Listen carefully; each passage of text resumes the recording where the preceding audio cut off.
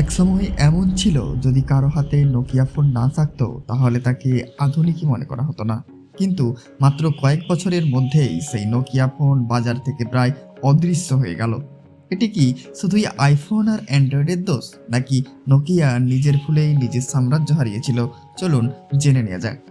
2007 সালের জানুয়ারি মাসে Steve jobs এমন একটি ডিভাইস দেখালেন যা পুরো মোবাইল শিল্পকে বদলে দেয়। তখনকার নোকিয়া কর্মকর্তারা মনে করেছিলেন টাচ স্ক্রিন ফোন খুব বেশি জনপ্রিয় হবে না। তারা বিশ্বাস করতেন মানুষ সবসময় ফিজিক্যাল কিপ্যাডই ব্যবহার করবে। এটাই ছিল তাদের সবচেয়ে বড় ভুলগুলোর মধ্যে একটি। 2008 সালে গুগল অ্যান্ড্রয়েড চালু হয়। এর সুবিধা ছিল যে কোনো কোম্পানি ব্যবহার করতে পারত। কম দামে স্মার্টফোন তৈরি সম্ভব ছিল। অ্যাপ ইকোসিস্টেম দ্রুত বড় হতে থাকে। নিয়মিত নতুন ফিচার যোগ হতো। Samsung, HTC, LG, Sony, Motorola সবাই অ্যান্ড্রয়েডে চলে গেল। কিন্তু নোকিয়া তখনও নিজের সিম্বিয়ান অপারেটিং সিস্টেম আঁকড়ে ধরেছিল। সিম্বিয়ান একসময় বিশ্বের সবচেয়ে জনপ্রিয় মোবাইল অপারেটিং সিস্টেম ছিল। কিন্তু স্মার্টফোন যুগে এর বড় সমস্যা দেখা দেয়। টাচ স্ক্রিনের যুগে ঠিকমতো ডিজাইন করা ছিল না, অ্যাপ তৈরি করা কঠিন ছিল, ইন্টারফেস ছিল জটিল, ব্যবহারকারীরা সহজ অভিজ্ঞতা পাচ্ছিলেন না। অন্যদিকে অ্যান্ড্রয়েড এবং আইওএস ছিল অনেক বেশি দ্রুত, সহজ এবং আধুনিক। যে কোনো স্মার্টফোনের প্রাণ হলো অ্যাপ। নোকিয়ার অ্যাপ স্টোরে খুব কম অ্যাপ ছিল। অন্যদিকে অ্যান্ড্রয়েড প্লে স্টোর এবং অ্যাপেল অ্যাপ স্টোর এর প্রতিদিন হাজার হাজার নতুন অ্যাপ যোগ হচ্ছিল। ডেভেলপাররা যেখানে বেশি ব্যবহারকারী সেখানেই চলে গেলেন। ফলে নোকিয়া আরও পিছিয়ে পড়ে। অভ্যন্তরীণ সমস্যাও ছিল, শুধু প্রযুক্তিগত সমস্যা নয়। নোকিয়ার ভেতরে বড় সমস্যা তৈরি হয়েছিল। সিদ্ধান্ত নিতে অনেক সময় লাগতো। বিভিন্ন বিভাগ থেকে অপরের সঙ্গে একমত হতে পারতো না। নতুন আইডিয়া দ্রুত বাস্তবায়ন হতো না। ঝুঁকি নিতে কোম্পানি ভয় পেত। এদিকে অ্যাপেল ও গুগল দ্রুত সিদ্ধান্ত নিয়ে বাজার বদলে দিত। 2011 সালে নোকিয়ার বড় সিদ্ধান্ত নেয়। তারা অ্যান্ড্রয়েড না দিয়ে মাইক্রোসফটের উইন্ডোজ ফোন ব্যবহার করার সিদ্ধান্ত নেয়। অনেকেই অবাক হয়েছিলেন, কারণ তখন অ্যান্ড্রয়েড দ্রুত জনপ্রিয় হয়ে উঠেছিল। উইন্ডোজ ফোন দেখতে সুন্দর ছিল, কিন্তু সমস্যা ছিল অ্যাপ খুব কম, ডেভেলপারদের আগ্রহ কম, ব্যবহারকারীও কম। ফলে এক ধরনের চক্র তৈরি হয়।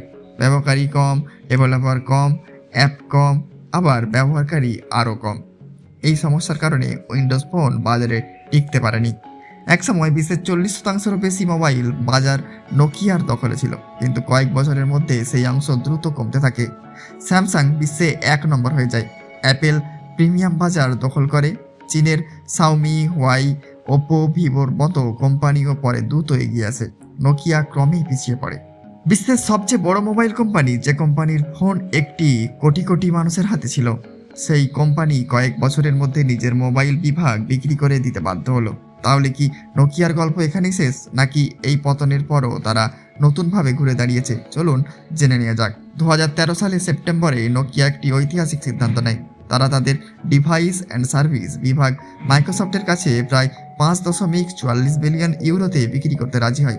চুক্তিটি 2014 সালে সম্পন্ন হয়। যে কোম্পানি একসময় বিশ্বের সবচেয়ে বড় মোবাইল নির্মাতা ছিল, সেই কোম্পানির মোবাইল ব্যবসা অন্য একটি প্রতিষ্ঠানের হাতে চলে যায়। অনেক কর্মচারী মাইক্রোসফটে যোগ দেন। অনেকেই মনে করেছিলেন মাইক্রোসফটের অর্থ ও সফটওয়্যার দক্ষতা নোকিয়াকে আবার সফল করবে, কিন্তু বাস্তবে তা ঘটেনি। মাইক্রোসফট নোকিয়া কিনলেও একটি বড় সমস্যার সমাধান করতে পারেনি। App ecosystem. উইন্ডোজ ফোনে জনপ্রিয় অনেক অ্যাপ হয় আসতো না, নয়তো আবার অনেকে দেরিতে আসতো। ফলে ব্যবহারকারীরা অ্যান্ড্রয়েড এবং আইফোনই বেছে নিতে থাকেন। মাইক্রোসফট লুমিয়া সিরিজের ফোন বাজারে আসে। এই ফোনগুলোর অনেক ভালো দিক ছিল: দারুণ ক্যামেরা, সুন্দর ডিজাইন, মসৃণ পারফরমেন্স, ভালো ব্যাটারি।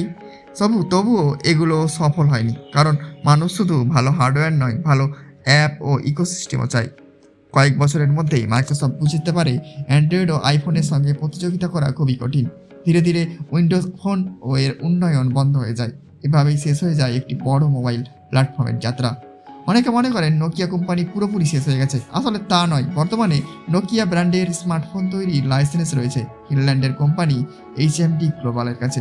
অন্যদিকে মূল নোকিয়া কোম্পানি এখনও মূলত কাজ করে 5G নেটওয়ার্ক, টেলিকম অবকাঠামো, নেটওয়ার্ক সরঞ্জাম, এন্টারপ্রাইজ প্রযুক্তি। অর্থাৎ নোকিয়া এখন একটি বড় প্রযুক্তি প্রতিষ্ঠান, তবে মোবাইল ব্যবসায় আর আগের মতো প্রভাবশালী নয়। নোকিয়ার গল্প শুধু একটি কোম্পানির গল্প নয়, এটি ব্যবসা ও প্রযুক্তির জন্য একটি বড় শিক্ষা। যে প্রতিষ্ঠান পরিবর্তনের সঙ্গে নিজেকে মানিয়ে নিতে পারে না, সে যতই বড় হোক পিছিয়ে পড়তে পারে।